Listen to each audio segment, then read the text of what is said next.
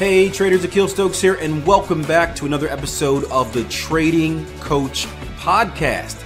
I've got a gem of an episode ready for you guys today, following up on our last discussion on earning a 3,000% return from the markets. Today, we're going to talk about financial responsibility. We're going to talk about wealth creation. We're going to talk about something called the latte factor and how you can cut out unnecessary expenses from your everyday living. All of this is relevant in being able to invest in yourself now so that you can reap the benefits of it later. So I hope you guys enjoy this episode. As always, please share this podcast, please subscribe, please rate, and please leave a review. All right, so who wants to know the secret of how to become wealthy? Of course you do. It's a lot more simpler than you may think, and this is something that my trading mentor taught me a long time ago, that if you want to achieve wealth, right, there's only two steps that you need to take. One is spend less than you earn. Two is invest in something that you know. Now, in the previous podcast episode, we had a nice conversation talking about the type of returns that you can get, talking about compounding your money and how, although averaging 3% a month may not seem like a lot, when you do that year after year after year, month after month after month, you're turning that into a 9,000% return, right? In 5 years. If you implement some money management in that, you're turning that into a 3,000% or more return in 6 or 7 years. And what seems like a little can very quickly become a lot. Now, that's the investment part. You're investing in something that you know, which is yourself, which is your trading, right? But there is a part that I left out because some of you still aren't satisfied with that. Some of you are still saying, well, Akil, 6 or 7 years is just too long. Now, if you're very young in your trading career, if you started around the same age as me, which is your early 20s, then stop complaining. You've got plenty of time. There's no need to be a millionaire right away. However, some of you are maybe at the end of the ending age of, hey, you're going to retire soon. You need something that is going to create you a supplemental income, and that clock is ticking. And I don't know why I forgot to mention this. Probably because I don't write out these podcast episodes. I just turn the microphone on and start talking. But another way that you can build your trading account a lot quicker is simple. Invest in yourself. Save money and reward yourself. Now, I say reward yourself instead of just putting money in because there's a big difference. You don't want to put money into your trading if you're not good at trading yet. That's just a very quick way to lose even more money, right? Think about it like this. If you can't consistently make profit with a $1,000 account, why would you give yourself another $1,000 to trade with? You're just going to blow that too, right? That's like going to the casino, losing money at the craps table, and then heading over to that bright, shiny ATM to take out more money, right? You're just going to lose it. So what you want to do is you want to reward yourself very similar to how a prop firm would, right? A prop firm is essentially a place where you're trading the company's money. And when you start off at a prop firm, you're typically given a very minimal account to trade with, kind of like a tester. It's like, hey, we're going to throw you some money and see how you handle it. And if you do well with that money, you're typically rewarded with more money. If you do well with that bigger sum of money, you're typically rewarded with more money. And the better you get, the more money you're allowed to trade. You want to do the same thing with your trading, right? The better you become at your trading, the more money you should allow yourself to trade. So if you're starting with a $1,000 account or a $10,000 account, just to go with our example, and you've got another $3,000 or $4,000 laying on the side, right? Don't just put it in as soon as you get it. Maybe you get your tax bill or something like that. Don't just throw it into your trading account. Keep it. And once you've proven that you can consistently make profits, then add to it later, right? Reward yourself that way. Now, the biggest question is, or the biggest excuse, I should say, not a question, excuse, is Akil. Well, how do I get money to add to my account? I don't have a lot of money to begin with. How can I put more money into my account so that I can go up that money management scale quicker and eventually achieve my goal of making millions and millions from trading, right? And the answer is simple. Work more, spend less. Work more, spend less. How many of you will actually do that? Probably very few, because you'll come up with some excuse not to. But work more. Ask for more hours at your job. Work overtime. Be the first person to sign up on holidays where you get that time and a half or that double time. If you're at a job where maybe you're on salary and there aren't any opportunities to earn more hours, pick up a side job. You guys know my story. I did 3 jobs at the same time. I went from working with children that had mental and behavioral health issues, straight to coaching track and field, took a little classes in between, then straight to cleaning toilets. There's always a job out there. Work at McDonald's. Find a Starbucks. Find a third shift at a factory, right? There's no excuses. It may not be the optimal life for you, but what you're doing at this point is you're laying the framework. You're willing to work extremely hard now in order to gain those benefits later. I saw this tweet this morning. It was trending on the Twitter, right? And I think it was it was make life easy, something like that. Give me a second. I'm actually gonna check it because I wanna. It's gonna mess with me for the rest of the day. Log into the Twitter. What is that hashtag? Life could be easy if, right? So for you guys that are unfamiliar with Twitter, they give you these hashtags. Life can be easy if. You type it in and then you kind of fill in the rest of the sentence. And I said that life would be easy if people stopped thinking life is supposed to be easy. Life is not supposed to be easy. Life is supposed to be tough. Too many people take life easy because they're stuck in that comfort zone. If you've been a follower of the podcast, you know exactly what I'm talking about. That 90-10 comfort zone. But life isn't supposed to be easy. Now, do people have easy lives? Yes. And some of them, you know, maybe their parents did all the work and they just were born into it. But for a lot of people, they worked their behinds off in order to earn that easy life. So maybe you're asking them now on the back end of their investment, they're like, oh yeah, life is easy. This guy sits around all day and does nothing and watches TV. But what about the 10 to 20 years that he spent grinding in order to earn that easy life for him, or maybe earn that easy life for his future family? So if you've got to bite down and invest in some extra hours and maybe have a few sleepless nights, you got to give up some of the weekend partying or give up that crucial Netflix binge time. And that's just what you have to do. But remember that you're investing in yourself. You're willing to work hard now so that you don't have to work as hard later. Or maybe you still have to work hard, but not as much later. So there's no excuse not to gain more money. I don't care who you are. There is always something available. You can sell lemonade on the corner for all I care. There's always a way to make money. Now, the next key factor is spending less than you earn. And this is where people struggle because in general, I've discovered that most people aren't financially responsible.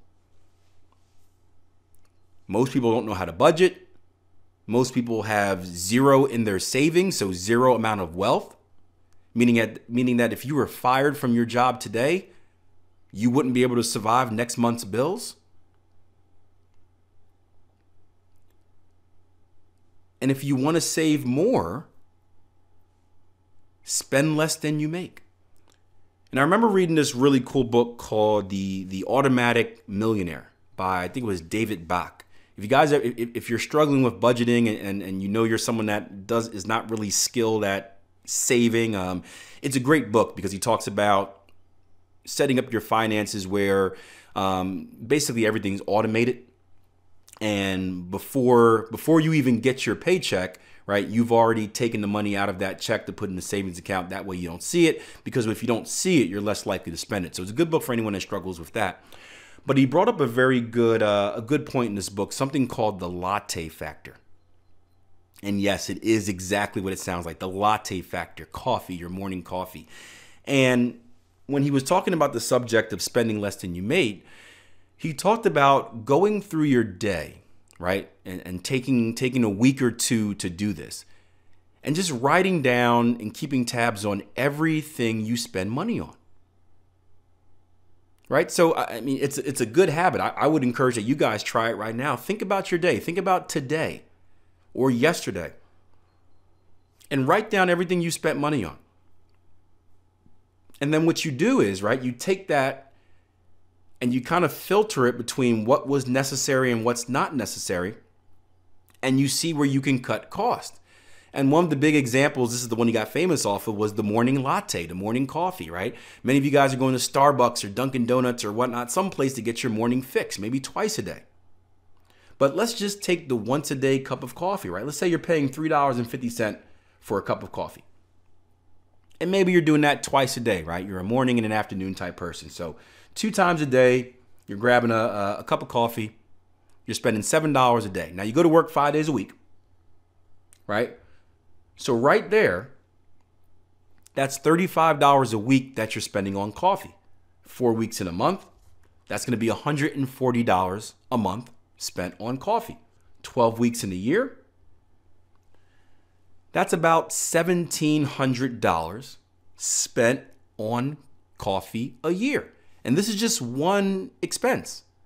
What about the other little snacking? What about going out to lunch instead of buying what you bought from the supermarket?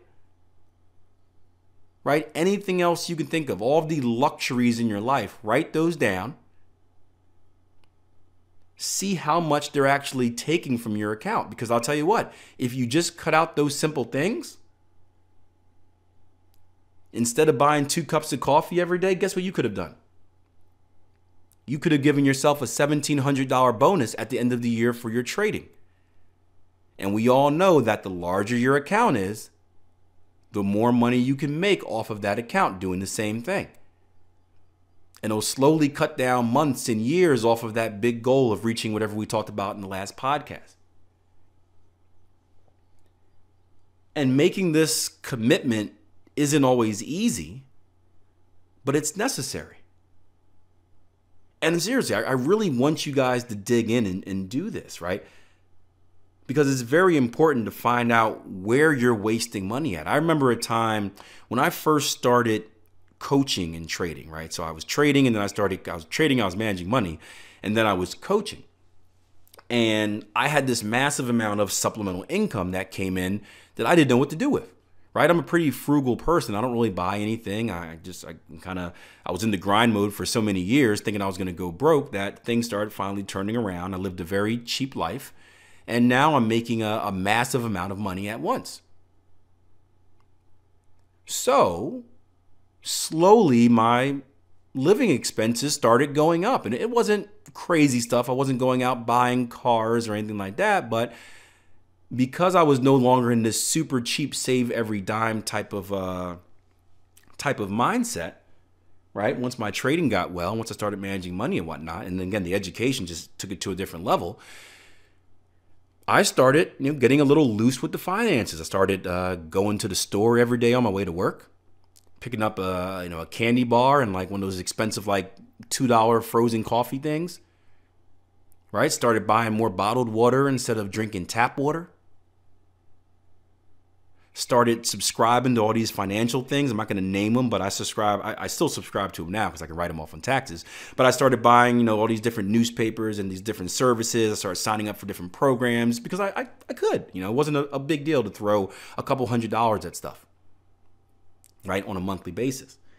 And like any company, you get to a point where you've got to cut back. In order for the company to grow, you have to invest more in the company.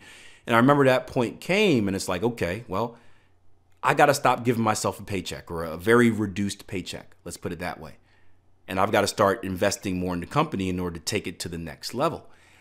And I remember when doing so, things got a little bit hard because now that reduced paycheck, although it seemed like enough to get the job done, right?